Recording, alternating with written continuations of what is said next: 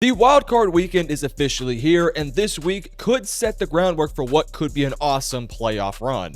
So in today's video, I want to look at the wildcard round and give you a prediction to every single game of the wildcard weekend. Hit the like and subscribe button if you guys are new. Let's hop into it. And we are going to begin with the first game, the Los Angeles Rams going up against the Carolina Panthers. So for all you guys who are trying to map out the weekend, figuring out when is college football, when is wildcard weekend, this is to be played on Saturday, Central Time, 3:30. What that is Pacific, what that is Eastern, I don't know. Look it up. That all said, this is a pretty, let's be honest, lackluster-ish game. Let's be 100% real here. As great as it is for Carolina to end up making the playoffs, neither Tampa Bay nor the Carolina Panthers really deserve to be a playoff team. Again, I don't want to take anything away from them because ultimately, at the end of the day, the Panthers won some games this year that allowed them to get into this position, and, well, they somehow lucked into this spot. That division was horrendous this year. Everyone thought it was Tampa Bay's to win. It looked like that was going to be the case, and then Tampa Bay decided to just fall off a cliff for whatever reason. Carolina, though, they kind of stumbled their way into this position, a very up and down season, but one thing we cannot forget, they did beat the Los Angeles Rams. So despite the fact that I am kind of counting out the Carolina Panthers, we cannot forget this, that the Carolina Panthers did indeed beat the Los Angeles Rams 31-28 several weeks ago. And they gave Matthew Stafford a bit of a hard time in that game. He had multiple interceptions. Now, the Los Angeles Rams made the game a lot closer in the second half, but I mean, again, let's not forget, the Panthers won the game. The Panthers kind of dominated in that one. So we cannot completely discount the Carolina Panthers in this game. It's going to be a home game for Carolina. They've already beat them once. Bryce Young's playing some pretty decent football. Obviously, we know, and I've talked about it plenty of times on this channel, the roller coaster that has been the Carolina Panthers season. 1 week they win, 1 week they lose, 1 week they win, 1 week they lose, and on goes on the cycle. So this is one of those games where it's like, you just don't really know what version of Carolina you're going to get. Are you going to get the good version of Carolina, or are you going to get the shaky, not so good version of Carolina? One thing that does get Carolina going, if they can be balanced on offense, if they can run the football, if they can put Bryce Young in situations where he doesn't have to basically carry this offense, I think that offense could find success. We kind of saw that in their first game where the Panthers had a lot of success running the football in that game. Not the most efficient numbers here, but Chuba Hubbard, 17 for 83, Rico Dowdle, 18 for 58, and Bryce Young only had to throw the ball 20 times the day, 15 completions. So the objective for Carolina is going to be to establish some sort of ground game, get the ball going downhill, see if you can affect the linebackers. Then you can start to balance that out with some play action, some RP shots down the field, etc., etc. So for the Los Angeles Rams, which we'll talk about their season here in a second, their biggest objective, make the Panthers one-dimensional. Because if you can make the Panthers one-dimensional, slow down the ground game, and force Bryce Young to make some plays, while Bryce has obviously gotten better year in and year out, he's not to the point now of being a quarterback where he can carry an offense, especially in a wild card playoff type of game. Now, the defense for Carolina has actually been quite improved this year. The defensive line has been able to get some pressure on the quarterback. They're not going to run up 15 sacks in a game, but they might be able to get a few. Their defensive line is decent at stuff in the run. They got some guys in the back end making some plays. So if they can force some turnovers, I think Carolina definitely has a chance in this one. Now let's talk about the Los Angeles Rams, who, man, at one point it looked like Los Angeles was the clear favorite to win the championship. And really from the Seahawks game since, the Rams have been very shaky, right? They obviously had that game versus Seattle where it looked like, hey, we're going to cruise to a victory. We have this big lead. Then Seattle makes the massive comeback, and they ultimately win in overtime. They follow that up with a bad loss to the Atlanta Falcons. Then they beat the Cardinals in their last game of the season. A game that it was a little bit closer than you would like it to be, but they ended up taking care of business. It was just kind of a weird stretch there. We can also forget they lost to the Carolina Panthers, and then they had a really tight game versus the Detroit Lions. So the back half of games there for Los Angeles was not the best version of them. But I also think the Rams have the experience. They have the playmakers. They have the quarterback. I think they have enough defensive talent, and I think they're a pretty damn good defense. They got the coaching staff there too to put together a really good playoff run. So in this game, I expect the Los Angeles Rams to have balance on offense. I think Devontae Adams will potentially have a good game. He looks like he's going to be able to go in this one, so getting him back on the offense could open up that offense a bit more.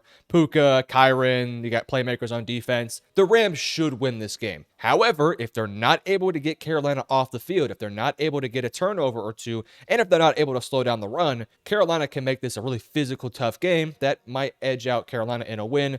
That all said, I think the Los Angeles Rams defensive line takes over in this game. I think they put pressure on Bryce. I think they stuff the run, and I think their offense is going to go on a scoring spree on this one. Give me the Los Angeles Rams to ultimately win this game. Not necessarily saying it's a blowout, but I'm going to go 31-21 in favor of the Rams. All right, moving on, we have an NFC North showdown between the Green Bay Packers and the Chicago Bears. So let's start off with the Green Bay Packers side of things. Look, this is a team that did not get to 10 wins this year, but we all know this Packers team is really, really good. Their biggest issue is they just had a number of injuries late in the season that really hurt their team. Obviously, there was some stuff there with Jordan Love. There were some injuries on the offensive line, the Micah Parsons thing. Christian Watson had a bit of an injury too. It's just been one of those years for Green Bay where it looked like it was going to be very promising and that we were going to see this Packers team make that playoff run. And then the injuries started to really pile up. And they also had some inexplicable losses in there as well. Really from that first Bears game since then, where they beat the Bears and beat them comfortably. Although the Bears made a comeback towards the end there. It was one of those things where it's like, okay, then afterwards you have the bummer versus the Broncos. You then have the comeback loss to the Bears. The Ravens beat your ass. And then you end the season off with the loss to the Minnesota Vikings, a game in which you weren't really trying. You had a backup quarterback out there. It just hasn't been really the good, proper end that we wanted to see for the Green Bay Packers, primarily because of injury. So they're heading into this game against the Chicago Bears with, number one, a loss to them on their resume. Number two, a quarterback that is maybe going to be a little bit rusty because he hasn't been at full go for quite a while. An overall roster that's not at full go because of all the injuries they have. A defense that's not able to generate the same amount of pressure they used to. Hell, they're trying Trevon Diggs at corner. They have corner issues as well. And it's just kind of a recipe for disaster. They're going up against the Bears offense that can score 50 points with a snap of a finger. And that Packers team just, I don't know if they can do that right now with all the kind of issues they have. Now, with that said, though, if the Green Bay Packers can establish the run game, get Josh Jacobs going a little bit, rely on that on the running game, and then get Jordan Love in a bit of a groove, give him some easy completions, and then start to take some shots down the field, you can see this Packers offense really start to open up, and they might be able to get out and score 27 plus points out there. I think that's kind of the mark for Green Bay. Can you keep this game within striking distance? Can you get to around 27? Can the defense get a turnover or two? Can they make some special teams plays?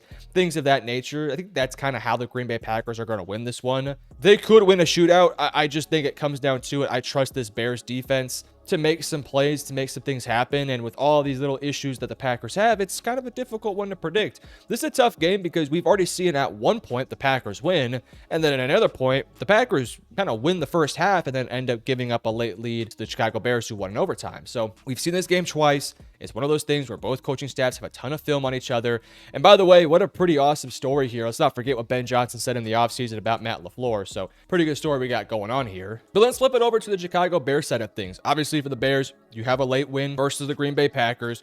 They're coming in with an 11-6 record. A pretty fun year, all things considered, for this team. Not a perfect year by no means. They ended the season off with a loss to the San Francisco 49ers in a shootout. And they also had the loss versus the Detroit Lions that didn't really end up hurting them in the long run, but you did lose that game. So it's not like the Chicago Bears are heading into this one with a ton of confidence, but they are kind of battle-tested, right? You've already beaten the Green Bay Packers. You had a game versus San Francisco 49ers that was one of the greatest games, one of the greatest offensive games of the year. A game they very easily could have won if they just had a few more seconds on the clock. And then you went in there versus the Detroit Lions, who are an awesome football team that just didn't make the playoffs, and you lost by 3. So they're a battle-tested team that has played the Philadelphia Eagles, has played the Green Bay Packers twice, the Detroit Lions, even the Minnesota Vikings to an extent, and San Francisco. So Chicago, despite the fact they're not heading in this game with the most amount of momentum, I don't think that Niners game or that Lions game will halt them too much, because they can also just look back at that Packers game and say, okay, we beat them once, we can do it again.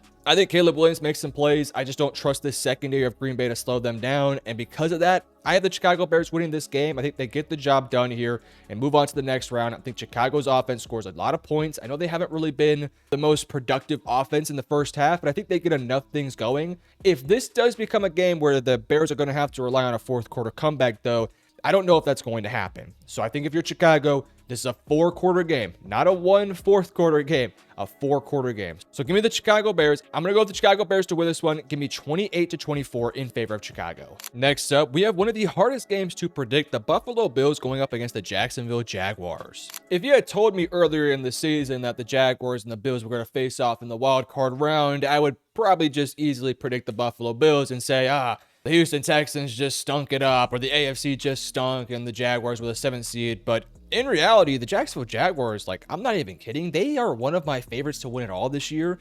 With the way they played in the back half of the season, that Jaguars team has everything you really need. Defensively, they have guys that can get after the quarterback. They have playmakers in the secondary. Their linebackers are pretty sharp. Actually, they're better than sharp. They're really good. Their offense is sharp as well. Trevor Lawrence is playing his best brand of football. Jacoby Myers has been a revelation for that team. The tight end's good. You got BTJ. ETN's playing his best brand of football. Sure, they're not the best offensive line in the league, but they're a functional offensive line. Like, this is a really good Jacksonville team that not a lot of people are talking about in terms of, like, how loaded they actually are. And I'm going to put some blame on myself with this one. I didn't really see this Jaguars team as being all that good. You kind of looked at their roster and you were like, oh, it's just kind of a who's who of guys that you really haven't heard a ton of. But I think if you actually start to really dig into who this team is, you're like, wait a second, this team's got that guy, this guy, this guy, and this guy. This team is freaking loaded. The Jaguars, in my opinion, if they don't win it this year, if they have an aggressive offseason and a solid enough draft class, I know they don't have their first, but they can kind of get some things going, they could easily be one of the front runners next year, assuming they can keep Trevor Lawrence on this trajectory. So, little side tangent there, but in this specific game, it's a tough matchup for Jacksonville. Buffalo is one of those teams where, yes, they are a flawed team, but they have Josh Allen and they have experience. Head coach that has been there, done that. Players on both sides of the ball that have been there, done that. It's a tough matchup for Jacksonville because you're going up against arguably the most experienced team in the AFC. Like, there's no Kansas City, there's no Baltimore. Maybe you could say Houston has a ton of experience, Pittsburgh to an extent, but Buffalo, in terms of making those deep-ish playoff runs, they would be a team that has some of, if not the most general playoff experience, especially like heartbreaks and failures and successes, right? Like, they've been there and done that. Whereas for Jacksonville, there's some guys with some experience on this team, but like Trevor's only had one playoff game. Or sorry, 2 playoff games. They won one, they lost one, right? They don't have a team or a head coach that has this years and years and years of playoff and Super Bowl championship success and this, and that. So they don't have the same experience level as Buffalo, which is a good thing and also a bad thing. I say it's a good thing in some ways because you just have dudes out there that are, you know, they'll have to soak in the moment, things like that. But it's also like having that first ever experience could also maybe potentially bring the best out of you. But it also could be a negative because it also could be one of those moments where the lights get too bright. With that all said, though, I mean, Jacksonville's offense has been super potent. They can score with anybody out there. They're coming into this game with a ton of momentum. They really, since the Jacoby Myers trade since then, have been one of the best offenses in football. And defensively, they can create turnovers. They can stuff the run. They can get after the quarterback. They're just a really good football team. Now, on the flip side for Buffalo, Buffalo's also a good football team. They can score points with anyone. They have been volatile this year, though, especially on both sides of the football. There are times where Buffalo's offense just can't get things going. Look at the Falcons game earlier in the season. And their defense has given up a lot of points this year, right? That's just kind of what Buffalo has done all year long. But their offense, when they're on fire, is unstoppable.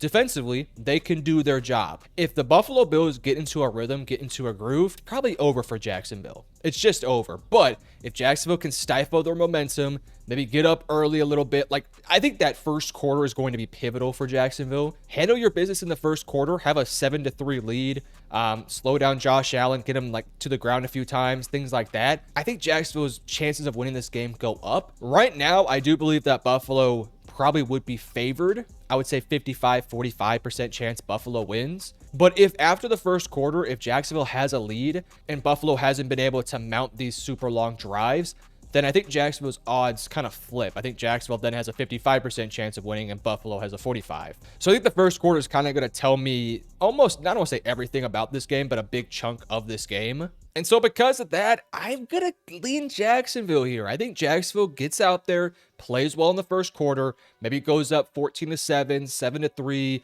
10-3, something along those lines. I think they get Josh Allen to the ground a few times, put some hits on his shoulders, and kind of start to mount that pressure on Buffalo. Buffalo is the team that has more pressure on them than maybe any team in the AFC, besides like maybe the Houston Texans, because everyone in the AFC is kind of playing with house money at this point. Jacksonville was not expected to be in this position. The Chargers, with all the injuries they have, not really expected. Patriots, not really expected. Pittsburgh, kind of expected, but like we'll see about that one. Houston has some similar expectations to Buffalo.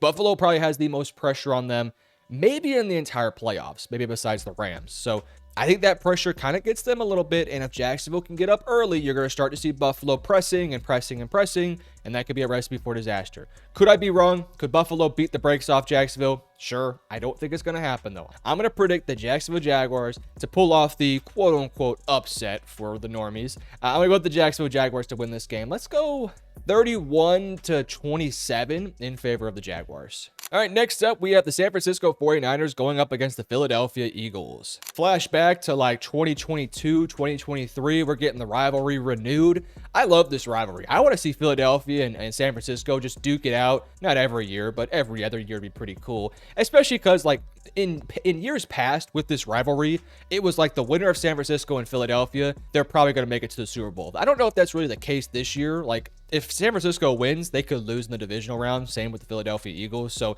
this one's actually a little bit more unique than in some years past. Obviously, these two teams have a lot of history. They don't really like each other, but they've also had a ton of experience. Like unlike the Jaguars we just talked about, or the Chicago Bears, or the Carolina Panthers, etc., etc. These are two teams that have been to Super Bowls. One has obviously won one. They have a ton of playoff success, a lot of playoff failures. Like these two teams have been through it the past few years, and they have a great chance of going through it again this year. Philadelphia is one of the better defenses in football, but their offense is, let's be honest, a little bit mediocre this year. They haven't been able to establish the ground game consistently throughout the season. Now, it has gotten better as the year has gone on, but the passing game hasn't been great this year. Like when you look at the numbers, this is the 19th points per game team, the 13th touchdowns per game team, and 24th in yards per game. This is their rushing statistics. They're not in the top 10 anywhere besides rush play percentage. This is their passing offense. Not that great. Look at the quarterback sack rate, middle league of the NFL. Those are not the usual numbers we've consistently seen from the Philadelphia Eagles in years past. In years past, it's been, man, we have this dynamic ground game. We can run the ball on teams, whether it was a Miles Sanders or a Saquon Barkley or anyone else out there. Like they've been able to put the ball in the running back's hands, and they'll go out there and make plays. And then on the defense, they've been sharp all year, and their defense has been great this year too, and it's been great in years past. That offense, though, kind of scares me. Because if you're looking on the flip side of things for San Francisco, that's an offense that can score a crap ton of points. Now, I know they ended the season on a bit of a whimper, but they can score points. Just watch the Chicago Bears game. They scored 40 on them, and it looked easy. So this is going to be a game for me that comes down to, can Philadelphia's defense slow down San Francisco's offense? Can they force turnovers? Can they sack Purdy? Can they slow down mainly Christian McCaffrey? Because if they can do so and they get the ball back to that offense for Philadelphia, give them opportunities, as many of them as you can give them, then I think Philadelphia's got a great chance to win them. However, if San Francisco comes out there and they are moving the football on offense and they're having some offensive success, I don't know if Philadelphia has the offense to hold up with them, because I do believe San Francisco has the coaching, the personnel, the pieces to score 30, 40 points, even against a really good Eagles defense. I think they have the guys to score a lot of points. Now, 40 is obviously probably not going to happen. 30 might not even happen, but like 25 to 30, I think that's probably the range in which you can see San Francisco score if they can have some offensive success. But if Philly can slow them down, again, Philly then gives their offense more chances. They give their running backs more chances to pop a big one. That's going to be kind of the recipe for success for Philadelphia. Now, on the flip side for San Francisco, we kind of, laid out the plan there. The offense has to get going. They got to get Christian McCaffrey the ball in space, allowing him to make plays in the open field, which they've done all year. Use him in the receiving game, using him as a back. Trust Brock Purdy to go out there and make plays. Purdy's been really good this year, minus the couple games like the Carolina game where he threw multiple interceptions. As long as Purdy takes care of the football, plays as a game manager, makes a couple nice dimes here and there, get the ball to Kittle, get the ball to McCaffrey. Hopefully this team is healthier heading into the postseason. If that's the case, I think I like San Francisco's odds here. Now, I will say the Niners defense is not the best. So I think we could see a game where Philadelphia's offense kind of gets rolling a little bit. Not necessarily 30, 40 points rolling, but like getting into the mid-20s, maybe teetering on 30 points. I think Philadelphia could get there because San Francisco's defense, without Fred Warner, Nick Bosa, with all due respect to the guys that are playing right now and Robert Saleh, they're not one of the better defenses out there. They just can't get after the quarterback. They can't put pressure on guys. I mean, while they can lift the run a little bit, it's just kind of difficult. So I will predict San Francisco to win this game, though. I trust that offense. I trust Kyle Shanahan a little bit too much. And I think the Philadelphia Eagles go down here. Awesome game here. I'm going to go San Francisco to win. I'm going to say a lower scoring game. I'll say 24-20 in favor of the Niners. Next up, we have the Los Angeles Chargers going up against the New England Patriots. So before we even talk about this game, I do hope that this game, we recognize how great both these quarterbacks have been this year. Drake May might be your MVP, but Justin Herbert, in my opinion, and it's not even a conversation to me, maybe besides like Christian McCaffrey, you can make the argument, but in terms of quarterback, there's not a more important, valuable player to a franchise than Justin Herbert has been to the Los Angeles Chargers this year. The Chargers are a playoff team, a 10-win team. They were in the fight in the AFC West the entire season, and they have had maybe arguably the worst offensive line play in the entire NFL, and an inconsistent ground game, injuries all across their roster, and yet despite that, Herbert has been incredible. Don't just look at the numbers, just watch the games, because Herbert has been insane this year. With that said, it's going to be really tough to see the Chargers make a deep playoff run this year. When they might be able to win this game, they might even be able to win the divisional. If they do so, it is going to be squarely on the shoulders of their quarterback, Justin Herbert. If Herbert goes out there and goes nuclear, then all right, maybe the Chargers can somehow win this one. But I think it's going to be very difficult, especially in the playoffs. Now, with that said, there is a recipe here for the Chargers. Can you run the football well enough, and can you protect Justin Herbert? I think it's going to be really important for Harbaugh to, I don't know, help Herbert as much as possible. Maybe whether it's chipping guys, keeping extra guys on the line of scrimmage, 6 people blocking, moving the pocket, not just having Herbert drop back every play and putting him in harm's way. The good news for the Chargers is that the Patriots are not the most dynamic pass rushing tree. Like they're like the 20th highest sack percentage this year, so they're not a team that's gonna fly around and get 5 sacks in a game. Like they're a good defensive line, but they're not an exceptional or a great one. But if you are the Chargers, you're going to have to expect that Vrabel is going to test that offensive line. They're going to put extra bodies around the line of scrimmage. They're going to send blitzers. They're going to do a lot of different things to try and get after Justin Herbert. Because if you can get after Herbert, it's going to make life very difficult for that Chargers offense, especially if you can make them one-dimensional. Now, there are playmakers on the Chargers. McConkey, Quentin, obviously Keenan Allen, Amarian Hampton's there. They got some weapons to work with. Rondé Gadsden, if he can hold on to the ball.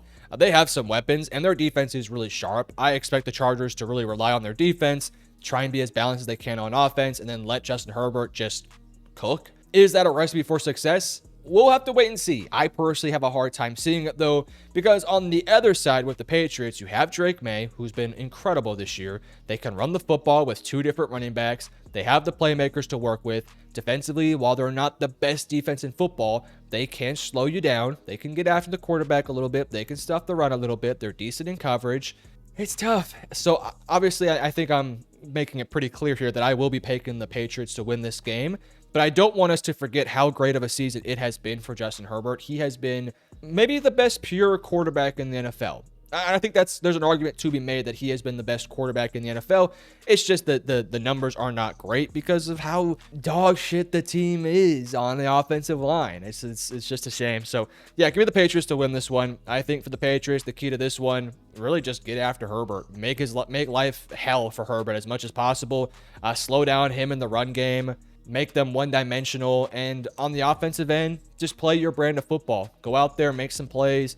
Don't get overconfident. Don't let the lights be too bright. This is a Chargers team that has experience in the playoffs, but they've also been, let's be honest, not the most successful team in the playoffs. So to the Patriots, take advantage of that. Take advantage of the fact that, yeah, you're the inexperienced team, but it's not like the Chargers have the most grand experience themselves. So yeah, give me the Patriots to win this one. It's a shame. Had a healthy Chargers team, but heading in this game, it's a different conversation. Without your tackles, without without a good offensive line, yeah, it's difficult to predict them. So give me the Patriots to win this one. I think they really make life hard for Herbert. So give me the Patriots to win this one. I'm going to say a bit of a lower scoring game here. I'm going to say 20-14. I'll say 24-18 in favor of the Patriots. And lastly, the Houston Texans going up against the Pittsburgh Steelers. So this is the Monday night game. Unfortunately, no Thursday night football this week, which is, that's fine because we have the college football playoffs going on today and tomorrow. So it kind of works out. That all said, Monday game here. Houston's on a roll. They're, genuinely speaking, one of the better teams the past, I don't know, 10, 12 weeks. I mean, they started the season off horrible, and I was already kind of counting out Houston. I was like, that offensive line sucks. That offense sucks. Fire the OC. I wasn't questioning CJ Stroud, but admittedly speaking, I was kind of like, can CJ carry a bad offense?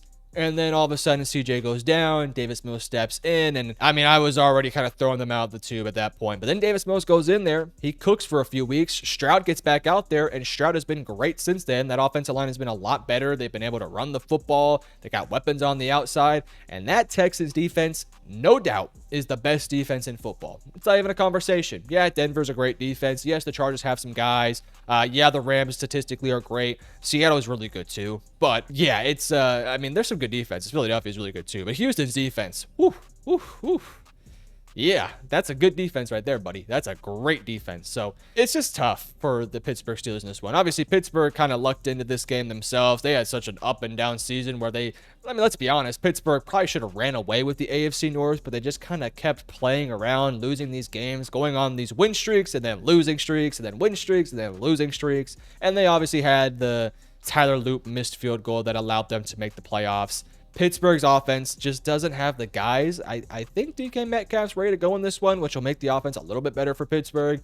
Defensively, they have some things going their way, but I'm picking the Texans to win this one. I think it's pretty simple. The Texans have just been on a roll. Their offense can score points, and their defense is just damn good. They're going to put pressure on Aaron Rodgers. They're going to make life hell for Rodgers. Rodgers has to take care of the football, take what the defense gives him, use all 20 plus years of experience to your advantage. And I think he will, but it's also just very difficult to see a 40-year-old Aaron Rodgers dicing up the best defense in football. If you can, give him the Hall of Fame jacket tomorrow. But I'm not going to predict that. Give me the Houston Texans to win this one. I think they win this one comfortably. I really think they do. Not saying Pittsburgh gives up or just allows them to win the game. I just don't think the Pittsburgh Steelers have the talent on both sides to match up with the Houston Texans. So give me the Texans to win this one. I'm going to say 27-17 in favor of the Houston Texans. But these are my predictions for the wild card weekend. Also, the Seattle Seahawks and the Denver Broncos are on bye this week. So next week, we will be talking about them as well.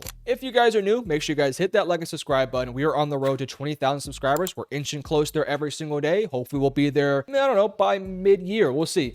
Hit the like and subscribe button. Love you guys. Peace.